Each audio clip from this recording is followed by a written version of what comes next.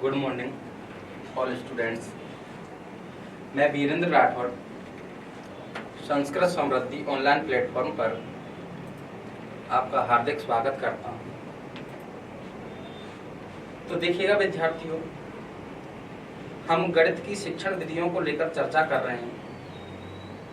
जैसा कि आपको पता है, पिछले सेशन में हमने एक चैप्टर की शुरुआत की। वो चैप्टर था आपका गणित की प्रमुख शिक्षण विधियां। गणित की कुछ प्रमुख शिक्षण विधियां। अब गणित की कुछ प्रमुख शिक्षण विधियों में आज हम जिस शिक्षण विधि की शुरुआत करने वाले हैं वो है आपकी आगमन विधि। कौन सी विधि? आगमन विधि, बोले तो इंडक्टिव मेथड। अब ध्यान रखना, आगमन विधि को हमें इस तरीके से क्लियर करना है कि यहाँ से पूछा जाने वाला क्वेश्चन है वो किसी भी कंडीशन में हमसे गलत ना हो।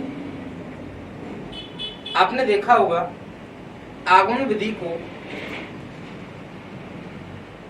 10 मिनट, 15 मिनट, 20 मिनट में कंप्लीट कर दिया जाता है, जबकि यहाँ पर ऐसा नहीं होगा। मैं आपसे एक ही चीज बार बार बोलता हूँ, जैसे पहले भी बोल चुका हूँ कि शिक्षण विधि वो पार्ट है, यहाँ पर हमें स्टूडेंट की जो समझ है उसको विकसित करना होता है। शिक्षण विधियों के अंतर्गत ध्यान रखना, किसी भी कंटेंट को, किसी भी चीज को रटवाया नहीं जाता है। शिक्षण विधियों में स्टूडेंट की जो समझ होती है उसको विकसित करने का कार्य किया जाता है, क्योंकि यह एक व्यवहारिक विषय है और व्यवहारिक विषय होने के कारण ध्यान रखना, इसमें क्वेश्चन की लैंग्वेज है वो बदलती रहती है। शिक्षण विधियों में ध्यान रखना, क्वेश्चन की लैंग्वेज है वो हूबहू नहीं होती है। क्वेश्चन की लैंग्वेज है वो बदलती रहती है। लैंग्वेज बदलने से कुछ नहीं होता है, ध्यान रखना उसका भावार्थ नहीं बदलना चाहिए। इसलिए मैं बार बार बोलता हूं कि आपको शिक्षण विधियों में यदि आपकी समझ है वो अच्छे तरीके से विकसित करनी है तो आपको भाषा पर अधिकार करना होगा, अर्थात आपको अपना शब्दकोश है वो विस्तृत करना होगा। तो देखिएगा, आज जिस विधि को लेकर हम चर्चा करने वाले हैं वो है आपकी आगमन विधि।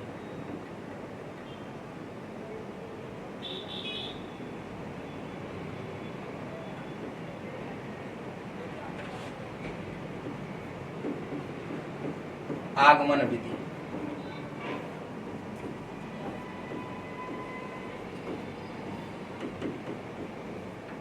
बोले तो इंडक्टिव मेथड।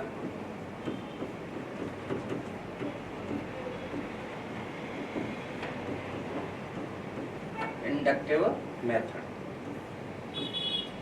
हाँ जी। आज की जो चर्चा का विषय है वो है हमारा आगमन विधि। हम आगमन विधि के ऊपर एक विस्तृत चर्चा करने वाले हैं और चर्चा इस तरीके से करने वाले हैं कि यहाँ से पूछा जाने वाला क्वेश्चन है वो किसी भी कंडीशन में गलत नहीं होना चाहिए। तो सबसे पहले ध्यान रखना, आगमन विधि जिसको हम इंग्लिश में इंडक्टिव मेथड के नाम से जानते हैं, तो सबसे पहला क्वेश्चन तो इसमें यही बन जाता है कि आगमन विधि का प्रतिपादक कौन है, आगमन विधि का प्रवर्तक कौन है। अर्थात मैं यूं कहूं कि आगमन विधि को देने वाला कौन है। तो देखिएगा, यदि हम प्रवर्तक की बात करें, आगमन विधि का जो प्रवर्तक है ना, आगमन विधि का प्रवर्तक वो कौन है, तो हमारा जवाब रहेगा अरस्तु है। क्या है? अरस्तु। कौन है? अरस्तु। अरस्तु को आपने कई जगह देखा होगा, अर्थात कई जगह अरस्तु का नाम सुना होगा। जीव विज्ञान के क्षेत्र में भी अरस्तु का नाम सुना होगा, यहाँ तक कि राजनीति विज्ञान बोले तो पॉलिटिक्स है, उसके क्षेत्र में भी आपने अरस्तु का नाम सुना होगा। और मनोविज्ञान में भी आप अरस्तु को पढ़कर आते हो और यहाँ पर भी आप अरस्तु का नाम सुन रहे हैं। तो मैं कह रहा हूँ कि अरस्तु है वो एक दार्शनिक है और इसने ध्यान रखना कई विषयों में अपना महत्वपूर्ण योगदान दिया। जैसे मैं यहाँ पर बात करूं कि शिक्षण विधियों में उसका क्या योगदान है, तो ध्यान रखना गणित शिक्षण की जो प्रमुख विधि है ना, उनमें एक है आगमन विधि, और आगमन विधि का जो प्रवर्तक होता है, प्रतिपादक होता है, वो अरस्तु को ही माना जाता है। तो पहला क्वेश्चन तो आपसे यही पूछ सकता है कि आगमन विधि का प्रवर्तक कौन है या फिर आगमन विधि का प्रतिपादक कौन है, तो हमारा जवाब क्या रहेगा? अरस्तु। ठीक है, अब देखते हैं कि आगमन विधि किसे कहते हैं। आगमन विधि किसे कहते हैं, अर्थात आगमन विधि होती क्या है? तो देखिएगा साथियों, आगमन विधि है ना, आगमन विधि के अंतर्गत होता क्या है, इसमें विभिन्न घटनाएं होती हैं, विभिन्न उदाहरण होते हैं। आगमन विधि के अंतर्गत क्या होता है, विभिन्न घटनाओं अर्थात विभिन्न उदाहरण हैं, वो हमारे सामने प्रस्तुत कर दिए जाते हैं। अर्थात मैं यूं कहूं कि आगमन विधि के अंतर्गत विभिन्न घटनाओं, विभिन्न सूचनाओं, विभिन्न तथ्यों, विभिन्न उदाहरणों को बालकों के सामने प्रस्तुत कर दिया जाता है। और ध्यान रखना, बालक उन घटनाओं को देखकर, उन उदाहरणों को देखकर उनमें छिपे एक विशिष्ट पैटर्न की पहचान करते हैं। क्या कहा मैंने?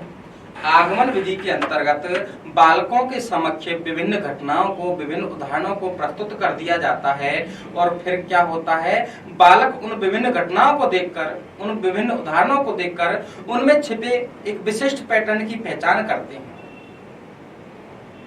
और विशिष्ट पैटर्न की पहचान करने के बाद ध्यान रखना, सामान्यीकरण करके एक नए नियम की, नए सिद्धांत की अर्थात नए सूत्र की क्या कर देते हैं, स्थापना कर देते हैं। मैंने बोला है आगमन विधि के अंतर्गत बालकों के समक्ष विभिन्न घटनाओं, विभिन्न उदाहरणों को प्रस्तुत किया जाता है और फिर बालक उन घटनाओं को, उन उदाहरणों को देखकर उनमें छिपे एक विशिष्ट पैटर्न को पहचानते हैं। और जब उन्होंने विशिष्ट पैटर्न को पहचान लिया ना, तो फिर उसके बाद वो सामान्यीकरण करके, जनरलाइजेशन करके एक नए नियम की अर्थात मैं कह सकता हूं एक नए सिद्धांत की या फिर एक नए सूत्र की स्थापना कर देते हैं। समझ में आया होगा, आगमन विधि के अंतर्गत विभिन्न घटनाओं, विभिन्न उदाहरणों को बालकों के समक्ष प्रस्तुत किया जाता है। फिर बालक उन उदाहरणों को देखकर, उन घटनाओं को देखकर उनमें छिपे एक विशिष्ट पैटर्न की पहचान करते हैं तथा सामान्यीकरण करके एक नए नियम की, नए सिद्धांत की अर्थात एक नए सूत्र की क्या कर देते हैं, स्थापना कर देते हैं। देखिएगा, लैंग्वेज मेंशन कर लेते हैं। इस विधि में विभिन्न घटनाओं,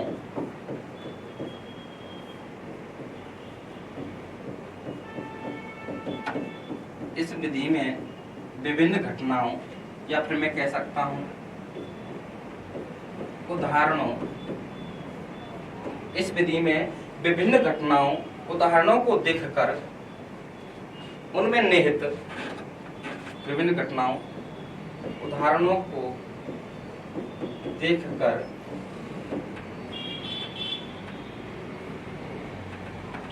इस विधि में ध्यान रखना, विभिन्न घटनाओं, इस विधि में विभिन्न घटनाओं, उदाहरणों को देखकर उनमें निहित समान पैटर्न पहचान कर। क्या कहा मैंने? इस विधि में बोले तो आगमन विधि में विभिन्न घटनाओं, उदाहरणों को देखकर उनमें निहित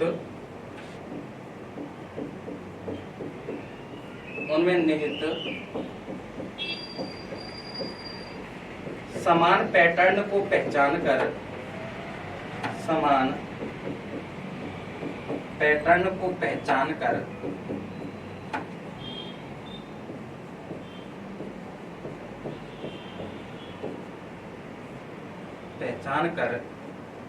सामान्यीकरण करके, क्या करके? सामान्यीकरण करके, सामान्यीकरण जिसको बोलते हैं हम इंग्लिश में जनरलाइजेशन, सामान्यीकरण करके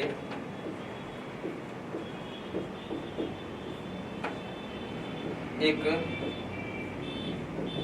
सामान्य नियम या फिर मैं कह सकता हूं सिद्धांत या फिर मैं कह सकता हूं सूत्र की क्या की जाती है? स्थापना की जाती है। सूत्र की स्थापना की जाती है।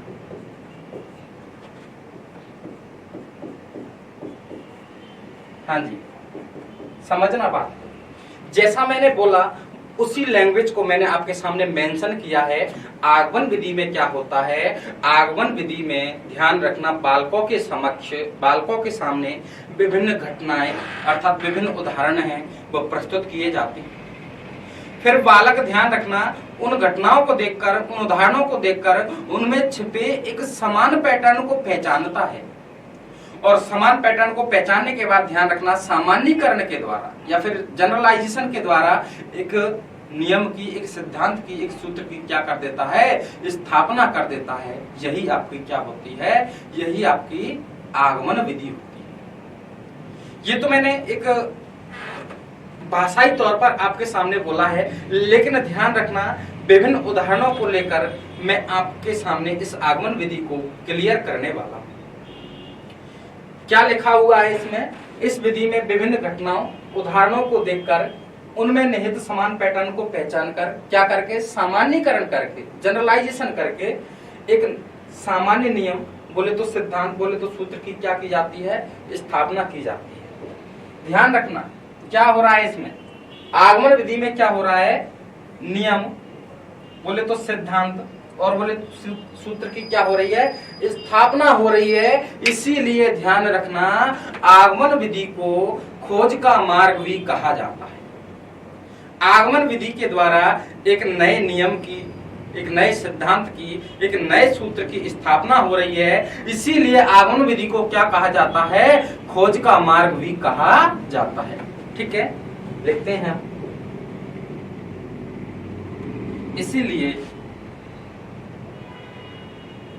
इसलिए आगमन विधि, कौन सी विधि को, आगमन विधि को क्या कहा जाता है, खोज का मार्ग भी कहा जाता है। आगमन विधि को खोज का मार्ग, किसका मार्ग, खोज का मार्ग। आपने देखा होगा आगमन विधि के द्वारा एक नए नियम की, एक नए सिद्धांत की, एक नए सूत्र की स्थापना हुई है। तो एक क्या है, एक प्रकार की खोज है। क्या है, एक प्रकार की खोज है, एक प्रकार का अन्वेषण है। इसीलिए ध्यान रखना आगमन विधि को, कौन सी विधि को, आगमन विधि को क्या कहा जाता है, खोज का मार्ग, या फिर मैं कह सकता हूं अन्वेषण का मार्ग है वो कहा जाता है। ठीक है, खोज का मार्ग कहा जाता है। ठीक है, आशा करता हूं कि आगमन विधि को आप समझ पा रहे होंगे। कुछ नहीं है आगमन विधि में, आपको याद कैसे रखना है। आगमन विधि के अंतर्गत बालकों के सामने विभिन्न घटनाएं, विभिन्न उदाहरण हैं वो प्रस्तुत कर दिए जाते हैं। फिर बालक उन घटना को, उन उदाहरणों को देखकर उनमें छिपे एक विशिष्ट पैटर्न की पहचान करता है। और विशिष्ट पैटर्न की पहचान करने के बाद ध्यान रखना सामान्यीकरण के द्वारा या फिर सामान्यीकरण करके एक नए नियम की, एक नए सिद्धांत की, अर्थात एक नए सूत्र की क्या कर देता है, स्थापना कर देता है। फिर बोला है मैंने कि आगमन विधि को खोज का मार्ग कहा जाता है। क्यों कहा जाता है, क्योंकि आगमन विधि में एक नए सिद्धांत की, एक नए नियम की, एक नए सूत्र की स्थापना होती है। इसीलिए आगमन विधि को क्या कहा जाता है, खोज का मार्ग कहा जाता है। ठीक है, आगे बढ़ते हैं। आगमन विधि कहां कहां पर काम आती है, अर्थात आगमन विधि का हमारे पाठ्यक्रम में क्या महत्व होता है। तो आपकी जानकारी के लिए बता देता हूं, नवीन अवधारणाओं का परिचय देने की, क्या आगमन विधि है ना, वो कैसी अवधारणाओं का, नवीन अवधारणाओं का, कैसी अवधारणाओं का, नवीन अवधारणाओं का परिचय देने की, क्या करने की, नवीन अवधारणाओं का परिचय देने की सर्वश्रेष्ठ विधि है। कैसी विधि है, सर्वश्रेष्ठ विधि है। ये वाला क्वेश्चन पूछा जा चुका है। ध्यान रखना, जो मैं जिस क्वेश्चन का जिक्र कर रहा हूं वो वाला क्वेश्चन है, वो पूछा जा चुका है। फिलहाल मैंने बोला है कि आगमन विधि है वो नवीन अवधारणाओं का परिचय देने की कैसी विधि है, तो हम कह सकते हैं नवीन अवधारणाओं का परिचय देने की सर्वश्रेष्ठ विधि है। ठीक है, क्वेश्चन कैसे पूछा गया, क्वेश्चन पूछा गया कि नवीन अवधारणाओं का परिचय देने की सर्वश्रेष्ठ विधि मानी जाती है। ऑप्शन ए आगमन विधि, ऑप्शन बी निगमन विधि, ऑप्शन सी समस्या समाधान विधि, ऑप्शन डी ह्यूरिस्टिक विधि।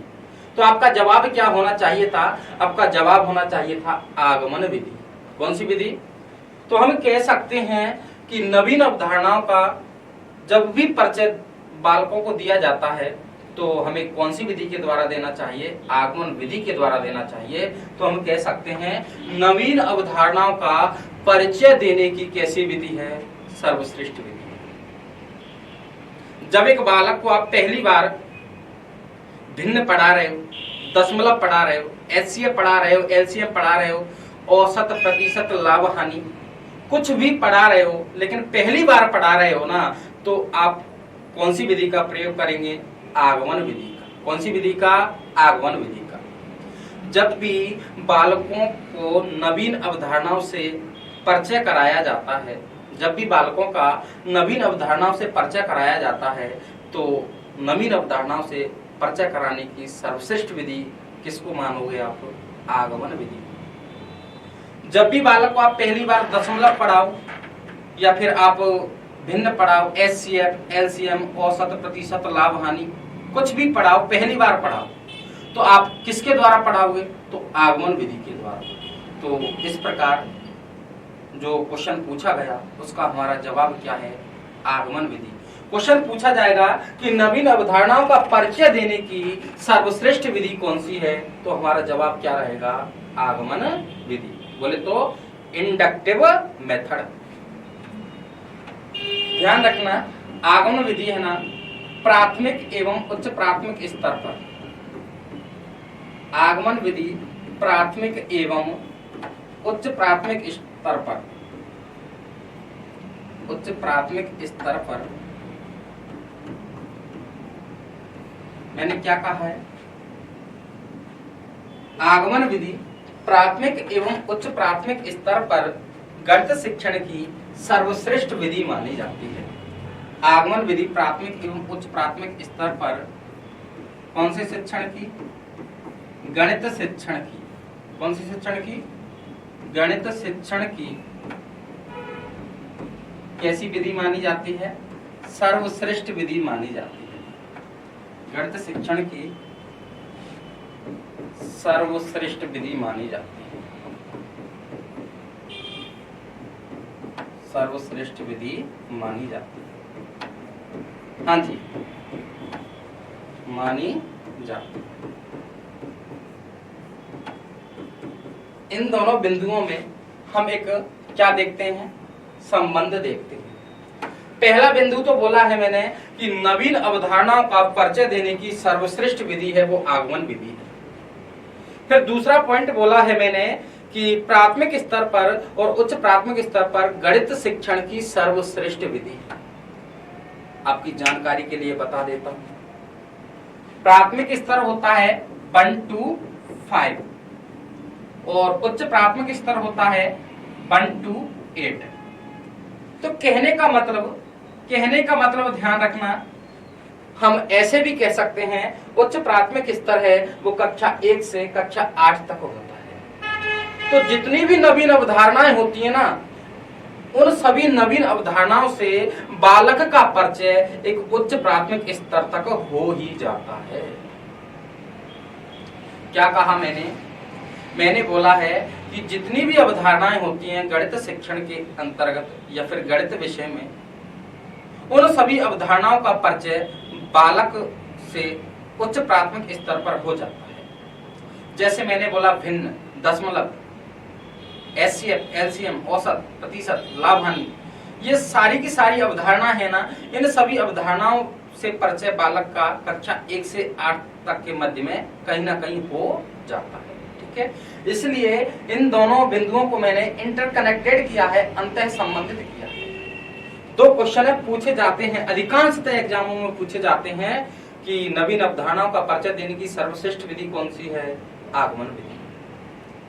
प्राथमिक एवं उच्च प्राथमिक स्तर पर गणित शिक्षण की, कौन से शिक्षण की? गणित शिक्षण की सर्वश्रेष्ठ विधि कौन सी होती है? तो आगमन विधि होगी। ध्यान रखना, फिलहाल मैंने क्या बोला है कि गणित शिक्षण की, कौन सी शिक्षण की, गणित शिक्षण की। यहाँ पर मैंने आपको न तो अंक गणित बोला है, न बीज गणित बोला है, न ही रेखा गणित बोला है। यहाँ पर स्टूडेंट सबसे ज्यादा मात खाता है, यदि गणित की जगह अंक गणित बोलता है या फिर बीज गणित बोलता या फिर रेखा गणित बोलता तो हमारा आंसर है वो चेंज हो जाता। लेकिन मैंने तो एक व्यापक दृष्टि में गणित ही बोला है। क्या बोला है? गणित बोला है। प्राथमिक स्तर पर, अर्थात मैं कहूं उच्च प्राथमिक स्तर पर गणित शिक्षण की, कौन से शिक्षण की, गणित शिक्षण की सर्वश्रेष्ठ विधि कौन सी है? तो हमारा जवाब क्या रहेगा? आगमन विधि। कौन सी विधि है? आगमन विधि। ठीक है, फिलहाल भाषाई तौर पर हम काम कर रहे हैं, थोड़ा सा पेशेंस रखिए। मैं आपके सामने विभिन्न प्रकार के एग्जाम्पल लाने वाला हूं इस आगमन विधि को समझाने के लिए। और ध्यान रखना, एग्जाम्पलों के माध्यम से जो हमारी आगमन विधि यहाँ पर क्लियर होने वाली है वो आप ध्यान रखना। मुझे जहां तक विश्वास है कि आपको आगमन विधि है वो कहीं और पढ़ने की आवश्यकता नहीं। आप देख लेना, YouTube पर हजारों वीडियो मिल जाएंगे आपको, आगमन विधि को 15 से 20 मिनट में क्लियर कर दिया। एक एक घंटे में ध्यान रखना 4-4, 5-5 शिक्षण विधि है उनको कंप्लीट करा दिया। तो मुझे तो ये बात पचती नहीं है। मैं आगमन विधि को यहाँ पर 1 घंटे, यहाँ तक कि 1 घंटे से ज्यादा समय में पढ़ाने वाला। इसका मतलब ये नहीं है कि मैं आपका यहाँ पर समय खराब कर रहा हूँ, नो।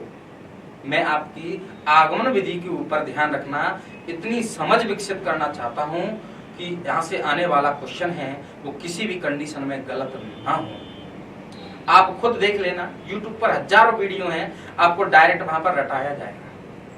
लेकिन मैं कह रहा हूं कि यहाँ पर रटाया नहीं जाता, यहाँ पर एक एक चीज को दिमाग में सेट किया जाता है, आपकी समझ को विकसित करने का पूरा प्रयास किया जाता है।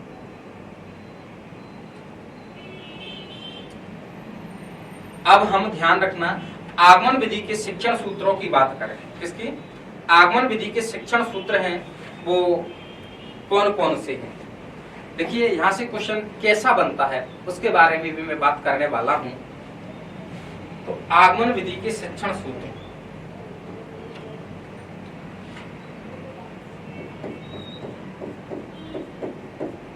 आगमन विधि के कौन से सूत्र? शिक्षण सूत्र। शिक्षण सूत्र, हाँ जी, आगमन विधि के कौन से सूत्र? शिक्षण सूत्र। कहने का मतलब आगमन विधि के द्वारा जब हम बालकों को पढ़ाते हैं तो हमें कौन कौन से शिक्षण सूत्रों का प्रयोग करना होता है, कौन कौन से शिक्षण सूत्रों को अपनाना होता है। तो देखिएगा, आगमन विधि के शिक्षण सूत्र कौन कौन से होते हैं, अर्थात आगमन विधि के द्वारा जब हम पढ़ाते हैं ना, तो पढ़ाने के दौरान हम कौन कौन से सूत्रों का प्रयोग करते हैं उनके बारे में हम बात करने वाले हैं। तो आगमन विधि के शिक्षण सूत्र कौन कौन से हैं? सबसे पहले देखना,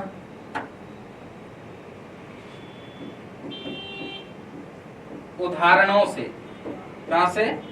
उदाहरणों से कहां की ओर? नियम की ओर। कहां की ओर? नियम की ओर। जैसा कि मैंने आपके सामने बोला, थोड़ी देर पहले मैंने आपको बोला कि आगमन विधि में बालकों के सामने कई घटनाओं को, कई उदाहरणों को क्या प्रस्तुत कर दिया जाता है। फिर बालक उन उदाहरणों को देखकर, उन घटनाओं को देखकर उनमें छिपे एक विशिष्ट पैटर्न की पहचान करते हैं। और विशिष्ट पैटर्न की पहचान करने के बाद ध्यान रखना, सामान्यीकरण करके, जनरलाइजेशन करके एक नए नियम की, एक नए सिद्धांत की, एक नए सूत्र की क्या करते हैं? स्थापना करते हैं। तो हमारी जो प्रोसेस शुरू हुई थी ना, वो कहां से हुई थी? उदाहरण से। और हम कहां पर जाकर रुके थे? नियम पर जाकर रुके थे। तो हम कह सकते हैं आगमन विधि में उदाहरणों से नियम की ओर जाया जाता है। ठीक है, और कौन कौन से हैं शिक्षण सूत्र? विशिष्ट से। किससे? विशिष्ट से सामान्य की ओर। कहां की ओर? विशिष्ट से सामान्य की ओर। समझना बात। विशिष्ट जितने भी उदाहरण होते हैं वो सारे के सारे अपने आप में कैसे होते हैं? विशिष्ट होते हैं। और ध्यान रखना, जो नियम निकल कर आता है वो नियम एक सामान्यीकरण की प्रक्रिया के बाद निकल कर आता है, जनरलाइजेशन की प्रक्रिया से के अपनाने के बाद आता है।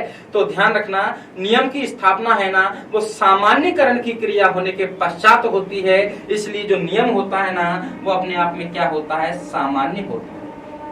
क्या कहा मैंने बोला है कि जितने भी उदाहरण होते हैं वो सारे के सारे विशिष्ट होते हैं और जो नियम निकल कर आता है वो कैसा होता है? सामान्य होता है। क्यों? क्योंकि नियम की जो स्थापना हुई है, सूत्र की जो स्थापना हुई है, ध्यान रखना, वो सामान्यीकरण की प्रक्रिया के बाद हुई है, इसलिए जो नियम होते हैं, जो सूत्र होते हैं वो कैसे होते हैं? सामान्य होते हैं। ठीक है। तो आगमन विधि के शिक्षण सूत्रों में उदाहरणों से नियम की ओर, विशिष्ट से सामान्य की ओर। इसके बाद ध्यान रखना है आपको स्थूल से सूक्ष्म की ओर। कहां से? स्थूल से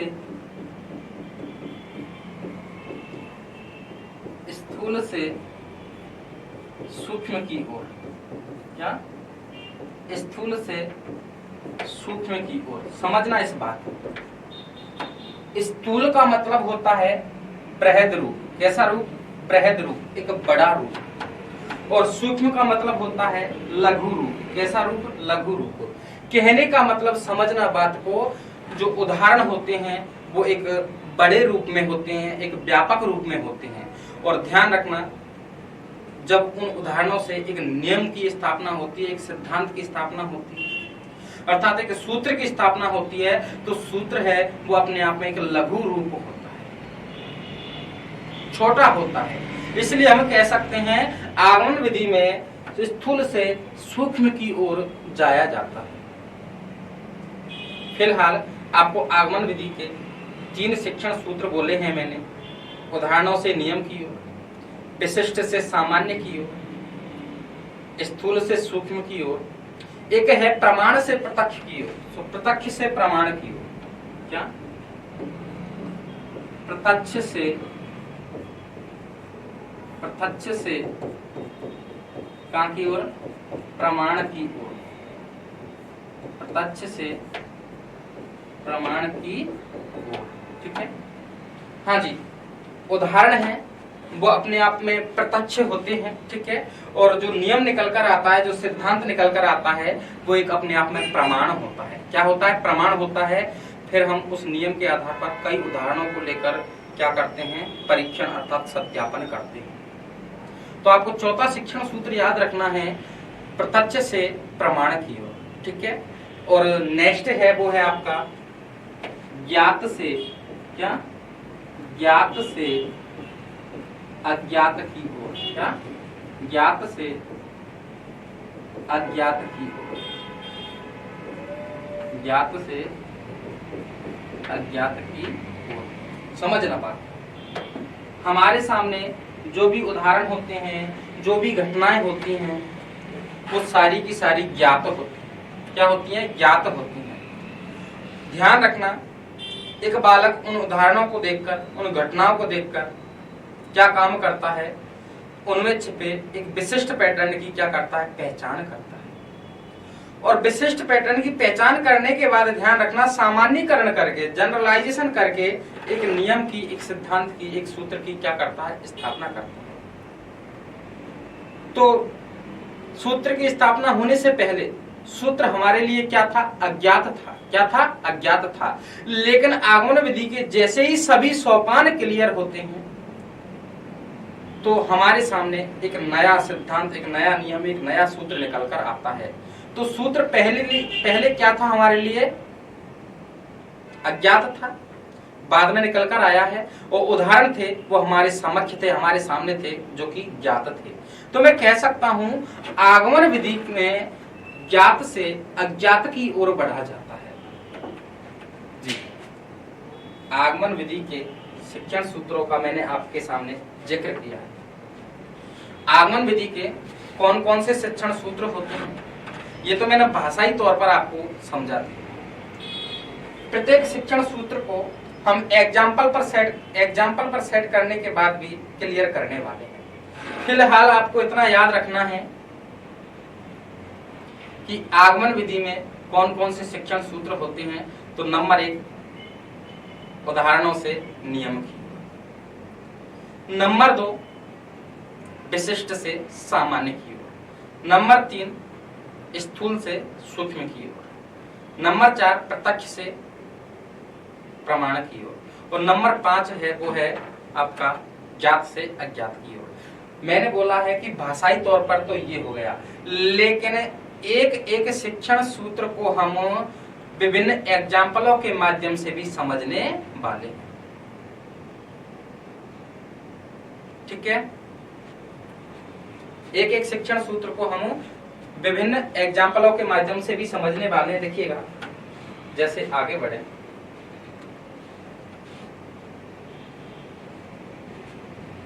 एक तरफ तो लेते हैं हम सम संख्या। कौन सी संख्या? सम संख्या।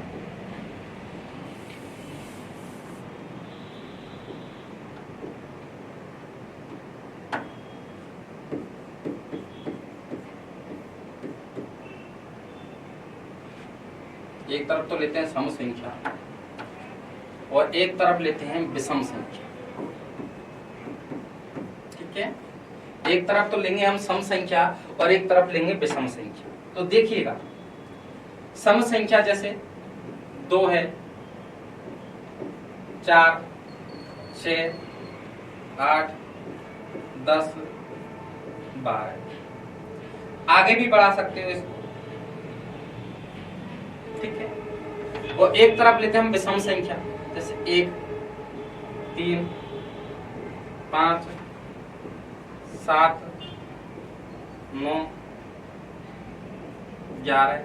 आगे भी बढ़ा सकते हैं। ठीक है, अब यहां पर आप अच्छे से समझ पा रहे होंगे सम संख्या क्या है और विषम संख्या क्या है, क्योंकि सेकंड ग्रेड के स्टूडेंट हैं। मैं यहाँ पर आपको सम विषम नहीं पढ़ा रहा, मैं यहाँ पर आपको आगमन विधि को क्लियर करवा रहा। ठीक है, सम विषम नहीं पढ़ाकर यहाँ पर हम आगमन विधि की बात कर रहे हैं। तो एक तरफ तो मैंने ली सम संख्या, जैसे 2, 4, 6, 8, 10, 12। ठीक है, और एक तरफ ली मैंने आपके सामने विषम संख्या, जैसे 1, 3, 5, 7, 9, 11। अब होता क्या है, देखिएगा, जब हम सम संख्या और विषम संख्या का क्या करते हैं, योगफल करते हैं, योग करते हैं, या फिर मैं कहूं जोड़ करते हैं, तो ध्यान रखना क्या जो योगफल होता है वो क्या निकल कर, सम प्लस विषम जो परिणाम होगा वो क्या होगा, परिणाम, रिजल्ट। ठीक है, मैंने आपके सामने एक तो सम संख्या ली है, एक विषम संख्या ली है, और हम सम और विषम दोनों का क्या कर रहे हैं, योग कर रहे हैं। तो देखिएगा, 2 प्लस 1 किया, क्या 2 प्लस 1 किया, 2 सम संख्या है, एक विषम संख्या है। सम और विषम दोनों को जोड़ा, ध्यान रखना सम क्या है, 2 एक सम संख्या है, एक विषम संख्या है। जब मैंने 2 और 1 को जोड़ा तो ध्यान रखना कितना निकल कर आया, कितना परिणाम आया, 2 और 1 3। जब मैंने 4 और 3 को जोड़ा तो 4 और 3 कितना होता है, 7 होता है। ठीक है, जब मैंने 6 और 5 को जोड़ा तो ध्यान रखना 6 और 5 कितना होता है, 11 होता है। जब मैंने 8 और 7 को जोड़ा तो 8 और 7 हैं वो कितने होते हैं, तो 15 होते हैं। जब मैंने 10 और 9 को जोड़ा तो 10 और 9 कितने होते हैं, 19 होते हैं। ठीक है, और ध्यान रखना जब मैंने 12 और 11 को जोड़ा तो 12 और 11 कितने होते हैं, 23 होते हैं। इस प्रोसेस को हम और आगे भी बढ़ा सकते हैं। ठीक है, लेकिन मैं यहाँ पर आपको समझाने का प्रयास कर रहा हूँ। एक तरफ तो हमने सम संख्या ली है, दूसरी तरफ विषम संख्या ली है, और हम सम और विषम का योग कर रहे हैं, सम और विषम को जोड़ रहे हैं। 2 और 1 3 जो कि कैसी संख्या है, एक विषम संख्या है। 4 और 3 7 जो कि एक कैसी संख्या है, विषम संख्या है। 6 और 5 कितने होते हैं, 11 होते हैं, ये भी एक विषम संख्या है। 8 और 7 15 होते हैं, ये भी एक विषम संख्या है। ऐसे और हम आगे बढ़ते हैं तो हम ध्यान रखना एक निष्कर्ष तक पहुंच रहे हैं। बालक के सामने ध्यान रखना, ये हमने प्रोसेस बालक से करवाई, तो बालक इसमें एक विशिष्ट पैटर्न की पहचान करता है। बालक इसमें एक विशिष्ट पैटर्न की पहचान करता है, और विशिष्ट पैटर्न की पहचान कैसे करता है, बालक के दिमाग में इन उदाहरणों को देखकर ध्यान रखना एक विचार आता है। क्या विचार आता है कि जब हम सम और विषम 2 संख्याओं को जोड़ रहे हैं तो एक विषम संख्या निकल कर आ रही है। बालक के दिमाग में क्या विचार आता है, बालक के दिमाग में ये विचार आता है कि जब हम एक सम और एक विषम संख्या को जोड़ते हैं तो जो परिणाम है ना, जो रिजल्ट है, वो हमेशा एक विषम संख्या है। और बालक इस प्रक्रिया को और आगे भी बढ़ाता है तो भी वो यही पाता है। तो इस प्रकार बालक ने ध्यान रखना इन उदाहरणों को देखकर, बालक ने इन उदाहरणों को देखकर ध्यान रखना क्या किया, इन उदाहरणों में निहित, इन उदाहरणों में छिपे एक विशिष्ट पैटर्न को पहचान लिया। सबसे पहले हमने बालकों के सामने विभिन्न उदाहरणों को प्रस्तुत किया, और बालक ने ध्यान रखना क्या काम किया, इन उदाहरणों का निरीक्षण करके या इन उदाहरणों को देखकर इनमें छिपे एक विशिष्ट पैटर्न को पहचान लिया। अब विशिष्ट पैटर्न को कैसे पहचाना है कि एक सम और एक विषम संख्या को जोड़ते हैं तो एक विषम संख्या निकल कर आती है। ध्यान रखना, सबसे पहले हमने बालक के सामने विभिन्न उदाहरण प्रस्तुत किए। बालक ने ध्यान रखना निरीक्षण करके इन उदाहरणों में छिपे एक विशिष्ट पैटर्न को पहचान लिया। फिर बालक क्या करता है, सामान्यीकरण करके नए नियम की स्थापना करता है। क्या करता है, सामान्यीकरण करके नए नियम की स्थापना करता है, और उसने एक नियम की स्थापना कर दी कि सम प्लस विषम, क्या, सम प्लस विषम, सम प्लस विषम बराबर होता है क्या, विषम। बालक ने निरीक्षण के द्वारा अर्थात सामान्यीकरण करके एक नए नियम की स्थापना कर दी, और वो नियम निकल कर क्या आया, सम प्लस विषम बराबर होता है क्या, विषम। क्या, सम प्लस विषम, यदि हम एक सम संख्या को और एक विषम संख्या को जोड़ते हैं तो हमेशा विषम संख्या निकल कर आती है। एक नियम की स्थापना हो गई। और आपको पता है चौथे नंबर पर बालक क्या करेगा, उस नियम का परीक्षण बोले तो सत्यापन करेगा विभिन्न उदाहरणों को लेकर। अब मैं ये नहीं कह रहा कि आपके सामने जो सम संख्या लिखी है मैंने और जो विषम संख्या लिखी है इन्हीं पर इस नियम को लागू करो। दुनिया की कोई सी भी सम संख्या ले लो और दुनिया की कोई सी भी विषम संख्या ले लो, यदि जो परिणाम है वो विषम संख्या निकल कर आता है तो हमारा ये नियम है ना, वो सत्य है। कैसा है, सत्य है।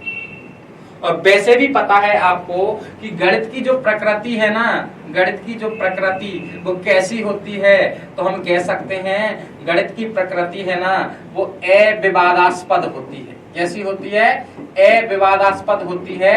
इसमें विवाद की संभावना है ना वो 0% होती है, नगण्य होती है। 2 + 2 4 ही होंगे, इसमें कोई विवाद नहीं है, कोई डिस्प्यूट नहीं। ठीक है, तो बालक के सामने विभिन्न उदाहरणों को प्रस्तुत किया। बालक ने निरीक्षण करके उन उदाहरणों में छिपे विशिष्ट पैटर्न को पहचान लिया।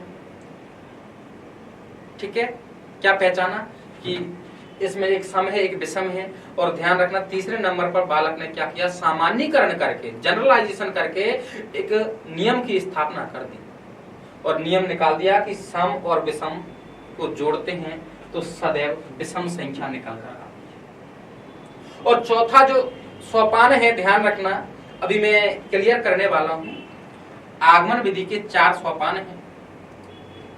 भाषाई तौर पर आगे मेंशन करने वाले हैं। सबसे पहले विभिन्न उदाहरणों की प्रस्तुति, दूसरे नंबर पर निरीक्षण बोले तो अवलोकन, अर्थात मैं कह सकता हूं विशिष्ट पैटर्न को पहचानना।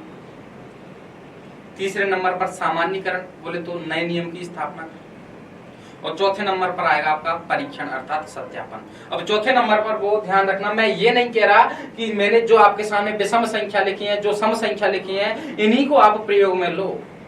यदि आपको नियम का परीक्षण करना है, नियम की सत्यता की जांच करनी है, तो दुनिया की कोई सी भी सम संख्या ले लो। जैसे मैंने आपके सामने ले ली 22 ले, ठीक है, प्लस दुनिया की कोई सी भी विषम संख्या ले लो, 9 ले लिया मैं, ठीक है। 22 कैसी संख्या है? सम संख्या है। और 9 कैसी संख्या है? विषम संख्या है। जब हमने 22 और 9 को जोड़ा तो कितना निकल कर आया? 31 निकल कर आया। कितना निकल कर आया? 31 निकल कर आया, जो कि अपने आप में एक कैसी संख्या है? विषम संख्या। और इसका सत्यापन कीजिए, इसकी सत्यता की जांच कीजिए। जैसे नहीं कि हमने तो 35 ले लिया, ये तो बात जमी नहीं, ये तो एग्जाम्पल जमा नहीं, तो आपके अकॉर्डिंग ले लो। कोई सी भी विषम संख्या ले लो। जैसे एक विषम संख्या ले ली हमने 35, और ध्यान रखना एक सम संख्या ले ली हमने 30, ठीक है। जब हम 35 और 30 को जोड़ते हैं तो कितना निकल कर आता है? 65 निकल कर आता है, जो भी अपने आप में क्या है? विषम संख्या। एक विषम संख्या ले ली हमने 41, 41, और ध्यान रखना एक विषम संख्या ले ली 41 और एक सम संख्या ले ली हमने 20। विषम और सम को जोड़ रहे हैं तो कितना निकल कर आ रहा है? 41 और 20 को जोड़ेंगे तो कितना आएगा? 61 आएगा, जो भी अपने आप में क्या है? एक विषम संख्या है। कहने का मतलब आप जो नियम निकल कर आया है, जो सिद्धांत निकल कर आया है, जो सूत्र निकल कर आया है, उस नियम की, उस सिद्धांत की, उस सूत्र की सत्यता की जांच है ना, वो आगमन विधि के चौथे सोपान के अंतर्गत कर सकते, ठीक है। सबसे पहले हमने बालक के सामने सम संख्या ली, विषम संख्या ली, फिर क्या किया? सम और विषम को जोड़ा, जो परिणाम आया वो क्या निकल कर आया? वो एक विषम संख्या निकल गई। 4 सोपान है, चारों सोपानों से हमें गुजरना पड़ता है। सबसे पहले विभिन्न उदाहरणों की प्रस्तुति, बालक के सामने विभिन्न उदाहरण प्रस्तुत किए। दूसरा जो सोपान है वो है निरीक्षण, बोले तो अवलोकन। दूसरे सोपान में बालक क्या काम करता है? उन उदाहरणों को देखता है, अवलोकन करता है, फिर उनमें क्या काम करता है? उनमें छिपे विशिष्ट पैटर्न की क्या करता है? पहचान करता है। तीसरा जो सोपान है वो है सामान्यीकरण, बोले तो नियम की स्थापना। विशिष्ट पैटर्न को पहचानने के बाद ध्यान रखना, बालक सामान्यीकरण बोले तो जनरलाइजेशन की प्रक्रिया से गुजरने के बाद एक नए नियम की, नए सूत्र की, नए सिद्धांत की क्या कर देता है? स्थापना कर देता है।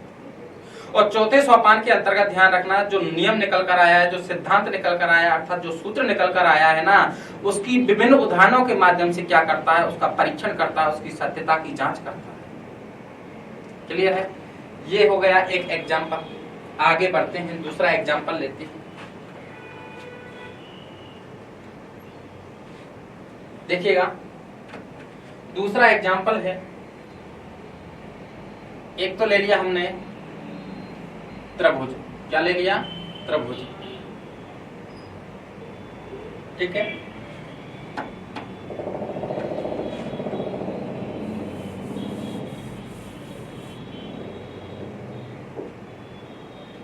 एक क्या ले लिया? त्रिभुज ले लिया, ठीक है। एक ले लिया हमने चतुर्भुज, ठीक है। एक ले लिया हमने पंचभुज,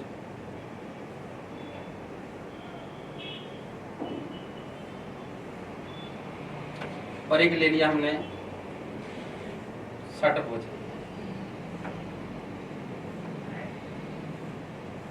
ठीक है।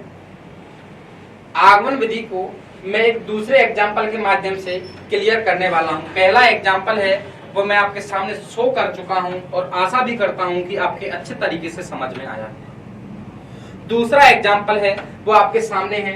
ये क्या है? त्रिभुज है, चतुर्भुज, पंचभुज और षटभुज। तो त्रिभुज में कितनी भुजा होती हैं? हम कह सकते हैं त्रिभुज में 3 भुजा होती है। चतुर्भुज में कितनी भुजा होती हैं? हम कह सकते हैं चतुर्भुज में 4 भुजा होती हैं। कितनी भुजा होती हैं? 4 भुजा।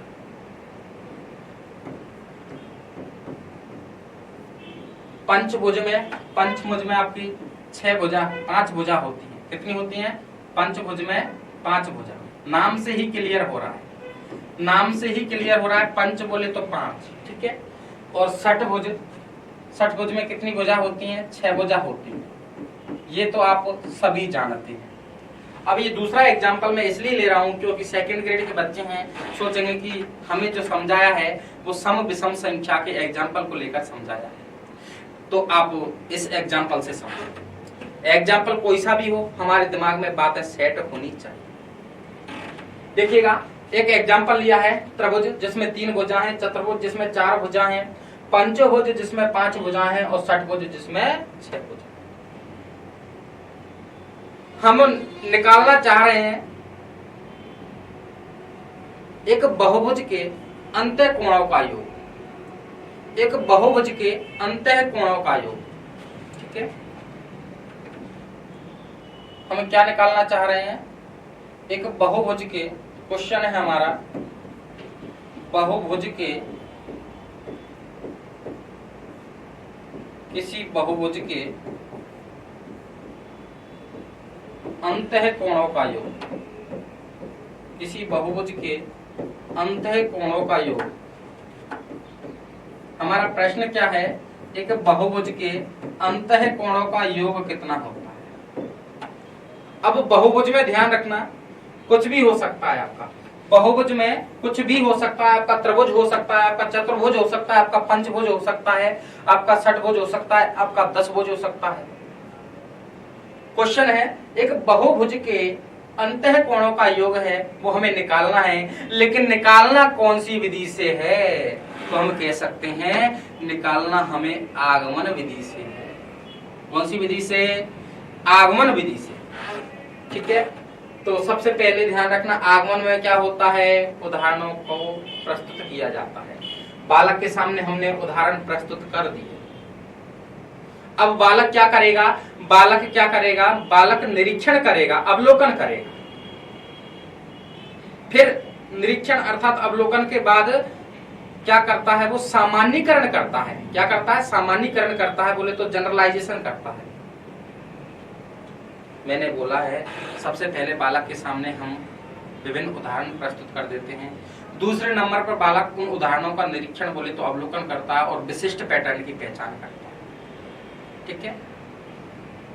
फिर आपका सामान्यीकरण करके नियम की स्थापना करेगा। तो ध्यान रखना, किसी बहुभुज के अंतः कोणों का योग हमें निकालना है, लेकिन निकालना किस विधि के द्वारा है? आगमन विधि के द्वारा। कौन सी विधि के द्वारा? आगमन विधि के द्वारा निकालना है, ठीक है। तो ये क्या है? एक त्रिभुज है। क्या है? त्रिभुज है। हमें पता है कि एक त्रिभुज के सभी अंतः कोणों का योग है वो 180 डिग्री होता है। कितना होता है? 180 डिग्री, ठीक है। ये बात हमें पता है, ये प्रॉपर्टी हमें पता है कि एक त्रिभुज के सभी अंतः कोणों का योग है वो 180 डिग्री होता है। तो सबसे पहले हम क्या काम करेंगे? त्रिभुजों का निर्माण करेंगे। इसमें तो त्रिभुज का निर्माण पहले ही हो रहा है। अब इस चतुर्भुज में ध्यान रखना, त्रिभुजों का निर्माण करेंगे तो हम देखते हैं इस चतुर्भुज में 2 त्रिभुज बनेंगे। कितने त्रिभुज बनेंगे? हमने इसके बीचों बीच एक विकर्ण खींच दिया तो त्रिभुज कितने हो गए? 1 और 2। इसमें तो एक ही त्रिभुज है, इसमें त्रिभुज हो गए 1 और त्रिभुज हो गए 2। अब यहाँ पर रीजनिंग ना लगाएं कि सर एक विकर्ण के द्वारा ये त्रिभुज बन गया और दूसरे विकर्ण के द्वारा हम ऐसे भी तो त्रिभुज बना सकते हैं। नो, हम त्रिभुज बनाकर देख रहे हैं कि इसमें त्रिभुज कितने बनते हैं, अर्थात कितने त्रिभुजों का निर्माण हो रहा है। फिर देखिए इस पंचभुज में कितने त्रिभुज बनेंगे? विकर्ण डालिए, 1, 2 और 3। षटभुज में कितने त्रिभुज बनेंगे? देखते हैं, विकर्ण डालिए,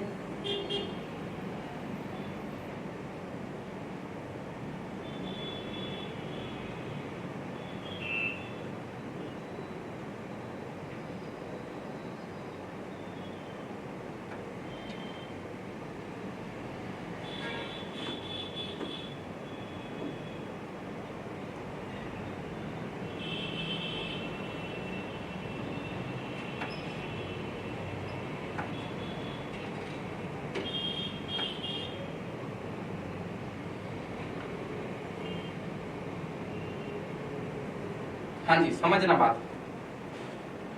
हम क्या कर रहे हैं, हमें पता है कि त्रिभुज के सभी अंतःकोणों का योग, या फिर मैं कह सकता हूं त्रिभुज के तीनों अंतःकोणों का योग 180 डिग्री होता है, 180 डिग्री होता है। तो सबसे पहले हम क्या काम करने वाले हैं, सबसे पहले हमें जितनी भी रेखाकृति दी गई है, जितनी भी आकृति दी गई है, उनमें हम त्रिभुजों का निर्माण करेंगे। ये तो पहले से ही एक त्रिभुज दिया हुआ है, इसमें हमने चतुर्भुज में 2 त्रिभुज बना लिए, पंचभुज में 3 त्रिभुज बना लिए, और षटभुज में हमारे त्रिभुज कितने हो गए, 1 2 3 और 4।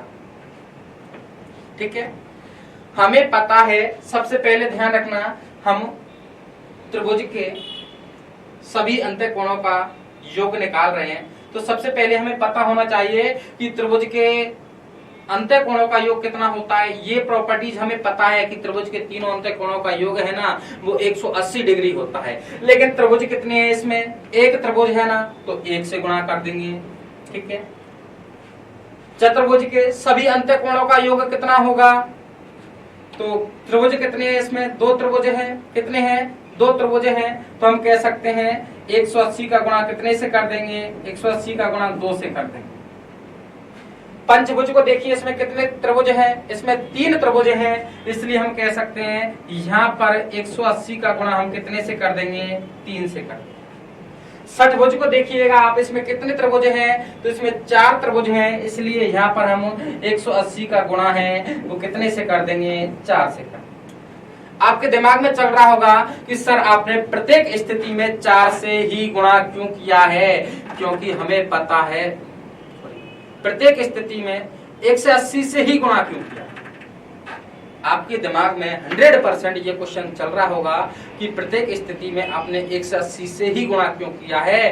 तो आपको पता है कि त्रिभुज के 3 अंतःकोण है ना, इन तीनों अंतःकोणों का योग है वो 180 डिग्री होता है। त्रिभुज में एक ही त्रिभुज है, चतुर्भुज में 2 त्रिभुज हैं, 1 2, पंचभुज में 3 त्रिभुज हैं, 1 2 3, और षटभुज में ध्यान रखना कितने त्रिभुज हैं, 4 त्रिभुज हैं, 1 2 3 4। इसलिए हमने क्या किया है, 180 त्रिभुज में 180 का गुणा 1 से किया है।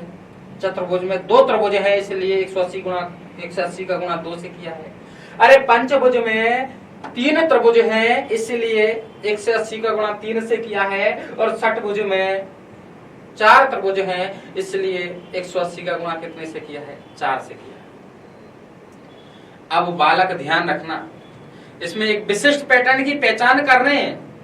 बालक इसमें एक विशिष्ट पैटर्न की पहचान कैसे कर रहे हैं कि भुजा कितनी है त्रिभुज में कितनी भुजा है, 3 भुजा है, लेकिन गुणा कितने से कर रहे हैं, 1 से कर रहे हैं। बोले तो 2 कम कर रहे हैं। अरे चतुर्भुज में कितनी भुजा है, तो 4 भुजा है, गुणा कितने से कर रहे हैं, 2 से कर रहे हैं, इसमें भी 2 कम कर रहे हैं। अरे पंचभुज में कितनी भुजा है, 5 भुजा है, लेकिन गुणा कितने से कर रहे हैं, 3 से कर रहे हैं, तो इसमें भी कम कितना कर रहे हैं, 2।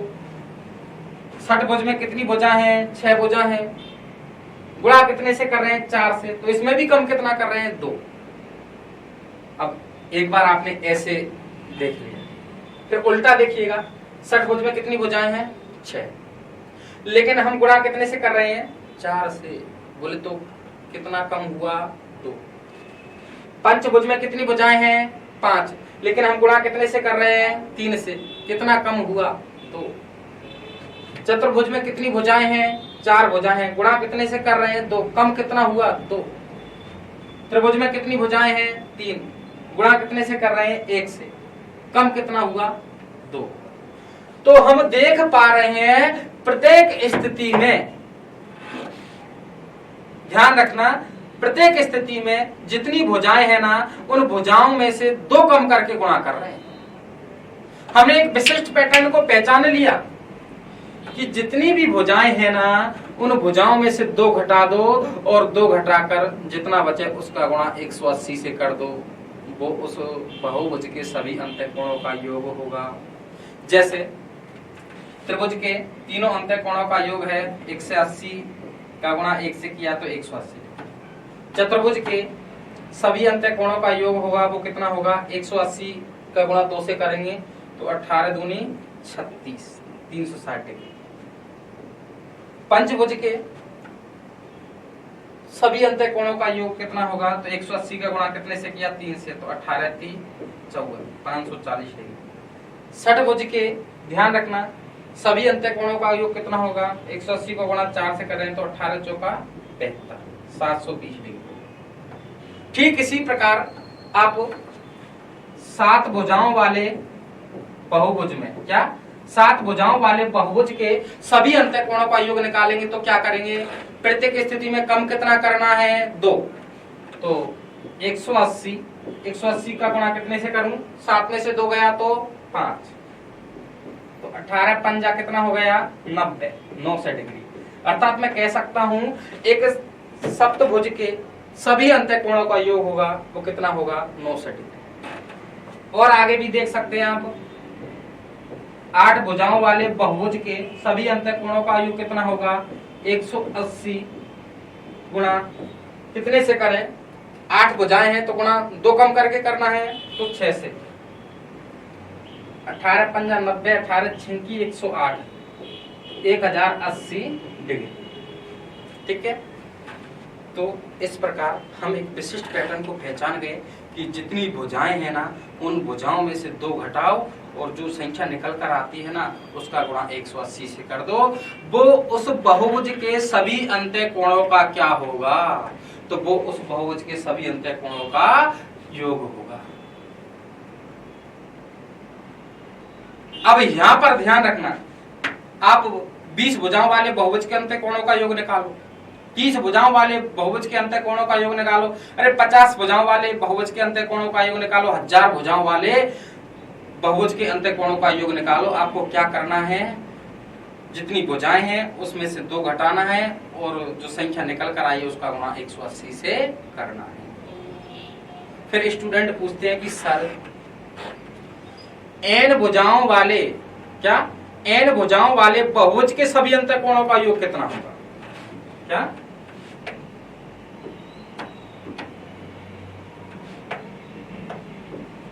n भुजाओं वाले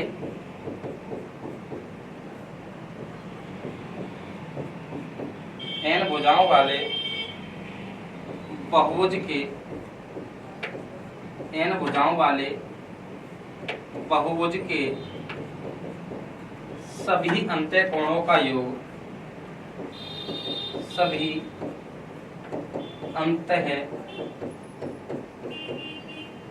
अंतः कोणों का योग क्या होगा, तो सीधी सी बात है, भुजाएं कितनी हैं, अरे भुजाएं कितनी हैं n, प्रत्येक स्थिति में कितना कम हो रहा है 2, तो हम कह सकते हैं n-2 गुणा कितने से कर रहे हैं हम, अरे गुणा कितने से कर रहे हैं तो 180 से, तो n-2 इंटू 180, एक सामान्य नियम की स्थापना। ये क्या है, एक नियम की स्थापना हो गई।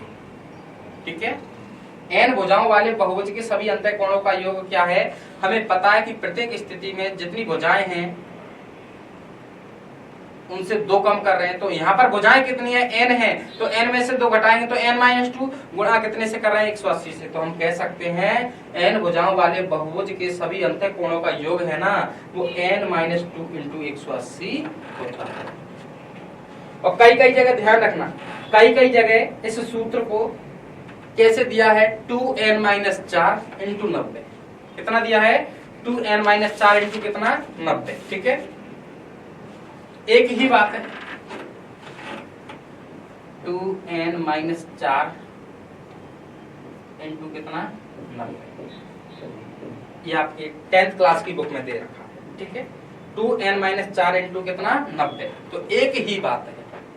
मैंने क्या कहा, मैंने बोला है कि आगमन विधि के द्वारा हमें सवाल को हल करना है तो इस प्रक्रिया से गुजरना होगा। सबसे पहले बालकों के समक्ष विभिन्न उदाहरणों की प्रस्तुति की जाती।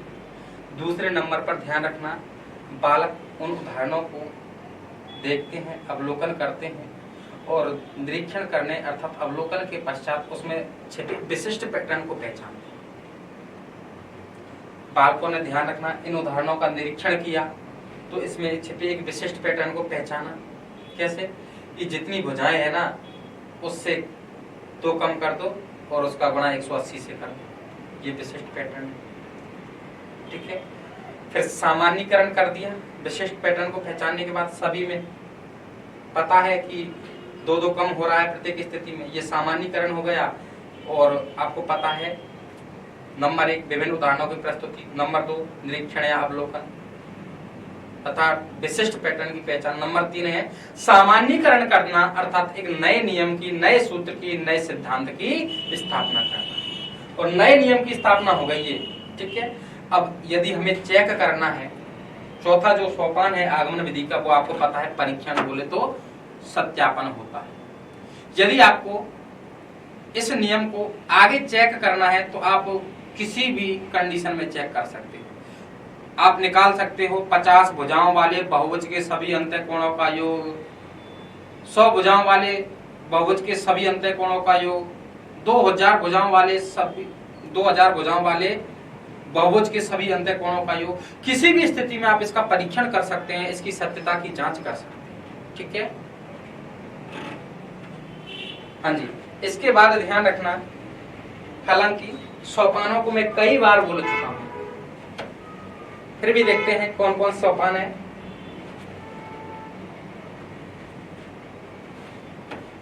आगमन विधि के सोपान, आगमन विधि के सोपान, आगमन विधि की क्या सोपान। कितने सोपान हैं? 4 सोपान हैं। यहां से क्वेश्चन ऐसे भी पूछा जा सकता है कि आगमन विधि के सोपानों का उचित क्रम है, आगमन विधि के सोपानों का उचित क्रम है, या फिर मैं कह सकता हूं आगमन विधि के सोपानों का सही क्रम है। तो आपको स्टेप से याद रखने हैं कि पहले नंबर का सोपान कौन सा है, दूसरे का कौन सा है, तीसरे का कौन सा है और चौथे का कौन सा है। तो सबसे पहले ध्यान रखना, पहला सोपान है वो आप जानते हैं,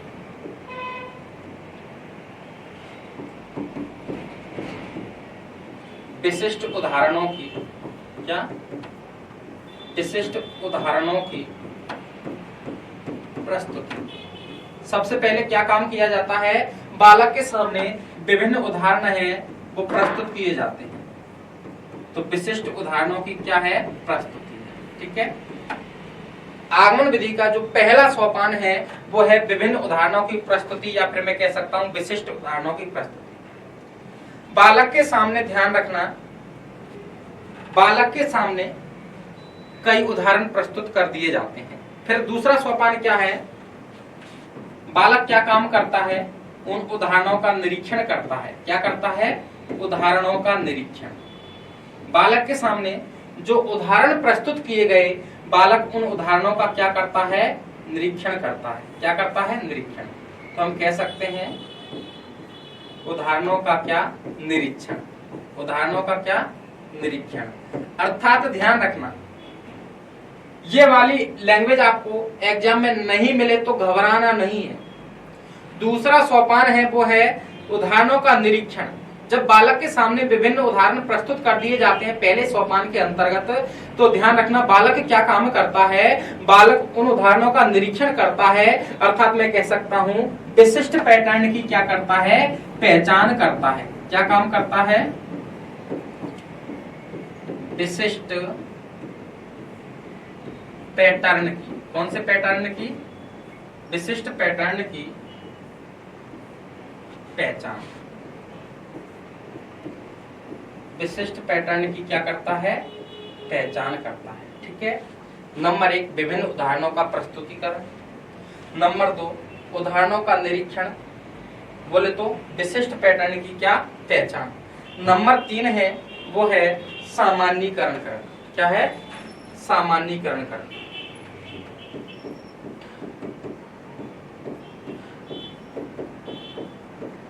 सामान्यीकरण करना,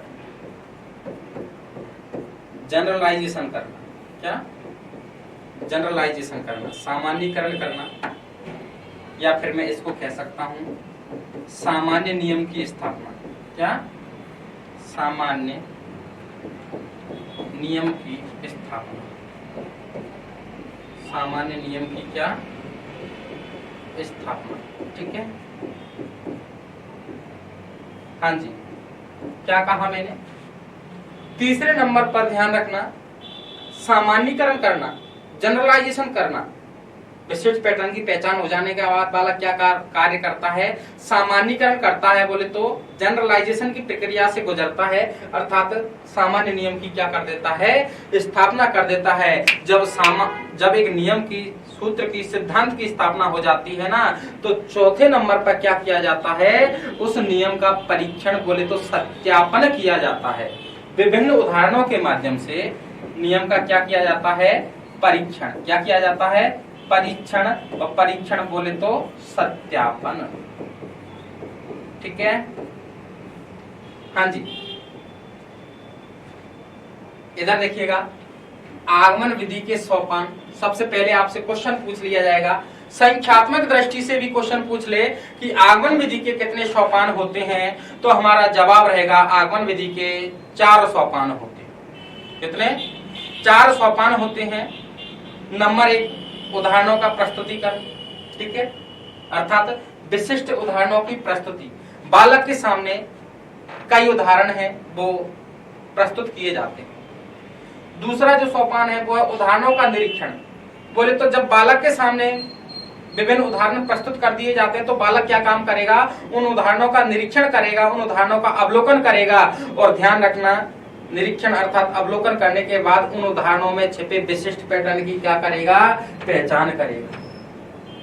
फिर ध्यान रखना, जैसे ही विशिष्ट पैटर्न की पहचान हो गई तो बालक सामान्यीकरण की प्रक्रिया से गुजरेगा, नॉर्म आपका जनरलाइजेशन करेगा।